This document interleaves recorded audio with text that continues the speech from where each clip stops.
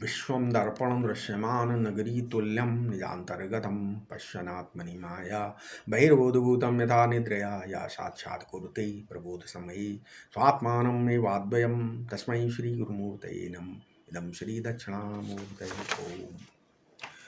इस वीडियो में पिछले वीडियो में बताया था, है ना। अब आगे जो थोड़ा आगे उसको कंटिन्यू करते हैं, उसको आगे बढ़ाते हैं। क्या इसके आगे एषाम साक्षिणम आत्मानम चिदरूपम विद्धि मुक्तये बताया था ना पिछले श्लोक में।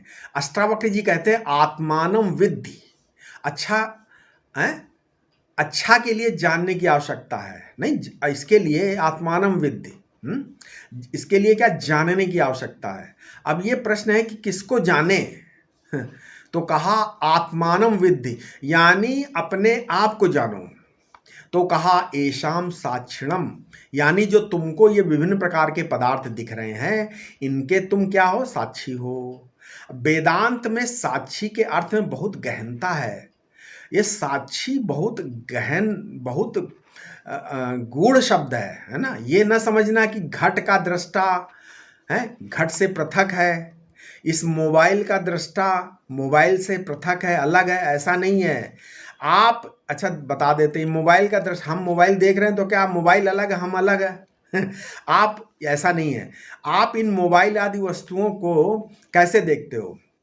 वेदांत में वस्तु ज्ञान की प्रक्रिया क्या है? जो वस्तु आपकी वृत्ति में नहीं आएगी वो अज्ञात रहेगी हमेशा, ये समझो पहले।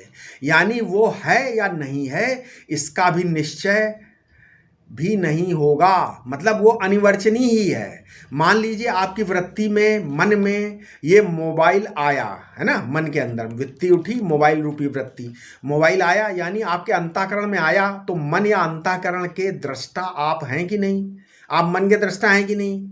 आप ही हैं दृष्टा। तो अंतःकरण के अंदर आई हुई वस्तु को कौन देखता है? आप ही देखते हैं ना। तो यानी उस अंतःकरण की वृत्ति में जो मोबाइल है वो हमसे पृथक नहीं है। समझ में आया? तो जो भिन्नता मालूम पड़ती है वो किस कारण है? भ्रम के कारण, है ना।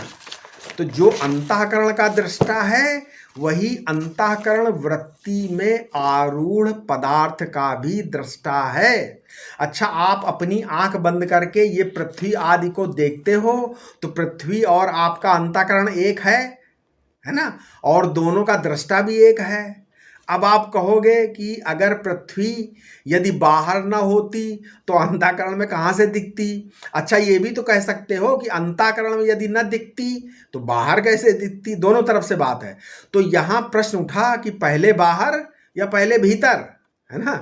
तो बौद्ध लोग कहते हैं कि पहले भीतर फिर बाहर अच्छा, न्याय और वैशेषिक दर्शन में कहते हैं कि पहले बाहर फिर भीतर। लेकिन वेदांत कहता है कि ये बाहर और भीतर दोनों तुम्हारे अंतःकरण की वृत्ति है, एक वृत्ति है। ये बाहर भीतर स्थूल सूक्ष्म आदि सभी वृत्तियों का साक्षी एक है, एक ही है ना।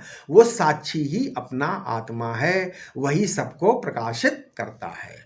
ये बात जो मैंने आपको बताई है ये तो सभी लोग अनादिकाल से समझते हैं, यानी ज्ञाता और ज्ञेय का, प्रमाता और प्रमेय का व्यवहार चल रहा है। तो साक्षी क्या होता है? साक्षी एक व्याकरण की दृष्टि से क्या है? संज्ञा है। नहीं, साक्षी क्या है? संज्ञा है व्याकरण की दृष्टि से। अब इसमें पाणिनि महर्षि, संज्ञा माने क्या होता है? नाम, संज्ञा नाम।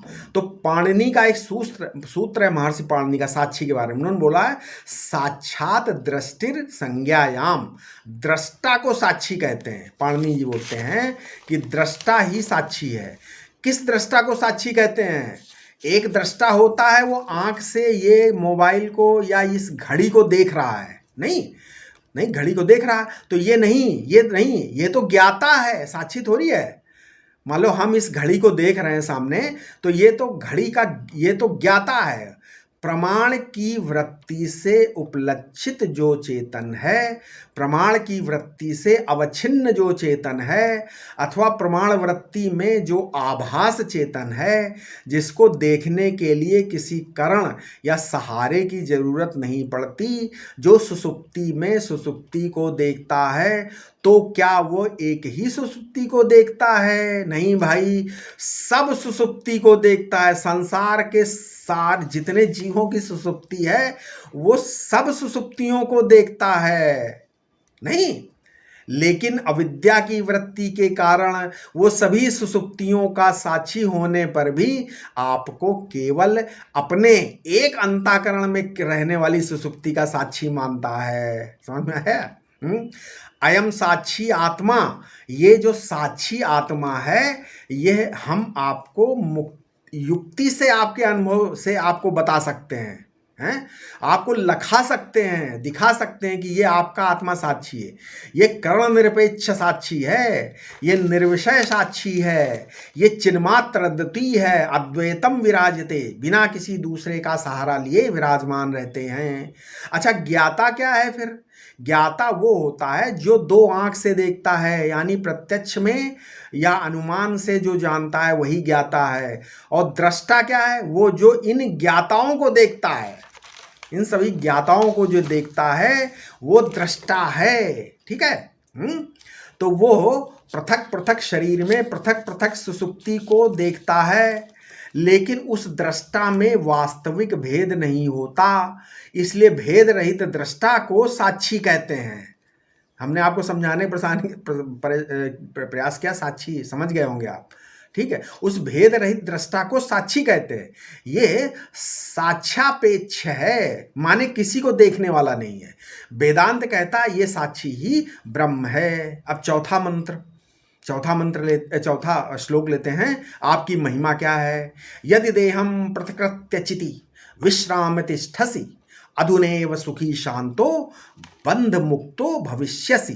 हे राजन, जब तू देह से आत्मा को पृथक विचार करके और अपनी आत्मा में चित्त को स्थिर करके तू सुख और शांति को प्राप्त हो जाएगा।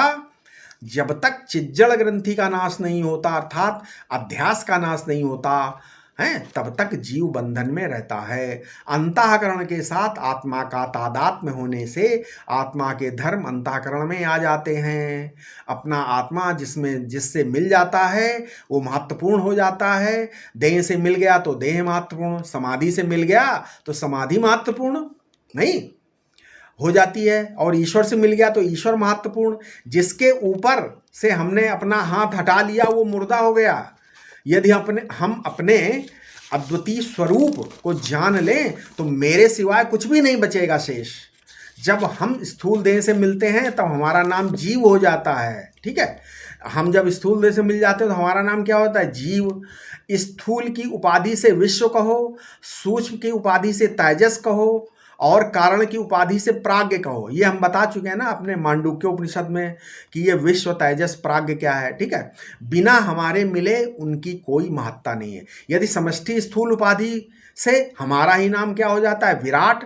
और सूक्ष्म से मिलने पर हमारा ही नाम हिरण्यगर्भ है, तथा कारण से मिलने पर हमारा ही नाम ईश्वर है। ये अन्वय की पद्धति, ये हमने बताई अन्वय पद्धति।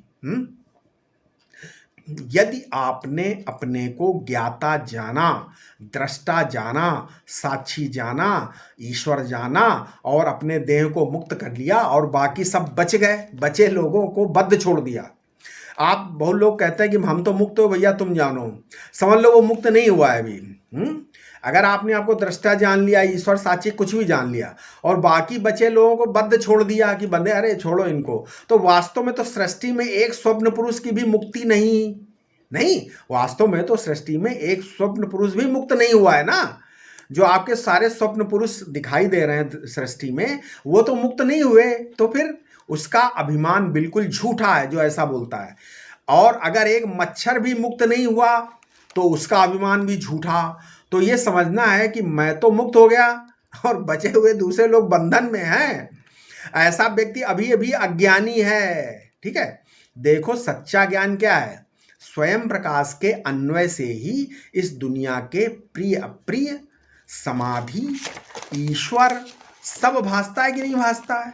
सब कुछ जिंदा हो जाता है और उसके व्यतिरेक से क्या होता है, यानी व्यतिरेक करने पे, यानी जहां अपने को अलग किया है ना, सब मुर्दा हो गया।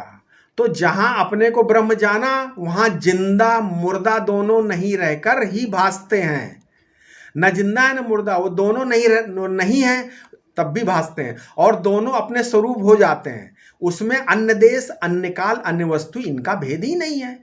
इसलिए ब्रह्म जब जानोगे तब देहम पृथकत्वम, देहम पृथकत्वम, यदि तुम देह को अपने से पृथक कर दो। देह माने क्या होता है? दिह उपचये धातु से बना है, माने ढेर। देह माने ढेर, राशि, कई वस्तुओं का गट्ठर है ना। और पृथकत्व का अर्थ है, पृथकत्वम का अर्थ है, ये नहीं है कि जैसे तिल और चावल एक में मिले हुए हैं तो उनको अलग अलग कर दो, नहीं भाई।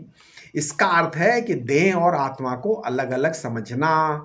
जिस आदमी को तुम बहुत पढ़ा लिखा विद्वान वैज्ञानिक समझकर महत्व देते हो, जहां से ये विद्या और बुद्धि निकलते हैं, वहां तो हम बैठे हैं नहीं।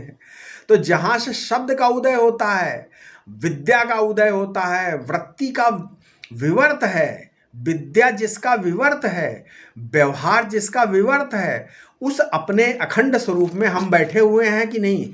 ये जो सारे सामाजिक, वैज्ञानिक, वैचारिक खेल जो हो रहे हैं, वे हमारे लिए महत्वपूर्ण कैसे हो सकते हैं? असली बात यह है कि आप कहाँ बैठे हो, कहाँ बैठे हो। असली बात क्या है कि आप कहाँ बैठे हो, है ना। तो उसमें क्या है, कहाँ बैठे हो? जड़ता में बैठे हो कि चेतनता में बैठे हो? व्यवहार ऐसा हो कि उसमें अभिमान का उदय न हो। देखो, चिन्मात्र का विश्राम जो है वो सन्मात्र के विश्राम से विलक्षण है। मैं क्या है? उत्तम पुरुष है ना। जैसे ये मोबाइल है, आप हो और मैं हूं, तो है हो से मैं अधिक अच्छा है कि नहीं? उत्तम वस्तु है आत्म प्रकाश मैं। जैसे है पद से उपलक्षित है समाधि। यदि आत्म चैतन्य उस समाधि को प्रकाशित ना करे तो वो मुर्दा है। देखो, ईश्वर और समाधि के बिना भी जो मैं पद से उपलक्षित चिन्मात्र वस्तु है, आत्म तत्व है, यह दोनों से, ये जो आत्म तत्व है, ये दोनों से विलक्षण है। सुखी का अर्थ क्या है? सर्वम परवशम दुखम, सर्वम आत्मवशम सुखम, सर्व स्वातंत्र, मतलब सर्व स्वातंत्र, पराधीनता से मुक्ति, दुख विनिर्मुक्त, परमानंद स्वरूप, परम स्वतंत्र। स्वतंत्रता के बिना दुख की निवृत्ति कभी नहीं हो सकती। जब तक आप अंतःकरण, देह आदि की उपाधि को मैं और मेरी स्वीकार करोगे, मैं और मेरी स्वीकार करोगे, तब तक उस उपाधि के संचालन के द्वारा ईश्वर आपको पराधीन रखेगा। जहां उपाधि छूटी वहां पर न कर्म है, न उपासना है, न संस्कार है, न प्रारब्ध है। देखो, अशांति का उपादान अपने मन में होता है, बाहर नहीं होता। नहीं, अशांति को उपादान कहाँ होता है? अपने मन में होता है, बाहर नहीं होता। ठीक है, अपना मन ही अशांति देता है। वो भ्रम के कारण ही अशांति होती है। ठीक, अपना स्वरूप तो परिपूर्ण है। भक्त लोग कहते हैं अभक्ति बंधन है, योगी कहते हैं वृत्ति विक्षेप बंधन है, कर्मी कहते हैं कर्म बंधन है, कर्म बंधन है, उपासक कहता है भक्ति से बंधन मिटेगा, योगी कहता है चित्त वृत्ति के निरोध से बंधन मिटेगा। वेदांत का केवल एक ही दृष्टिकोण है, वह ये है कि केवल अज्ञान ही बंधन है। इसलिए अपने स्वरूप को पहचानते ही न बंधन कभी था, न है और न रहेगा। अब इसके आगे हम अपने अगले वीडियो में बताएंगे। ठीक है। ओम शांति शांति शांति।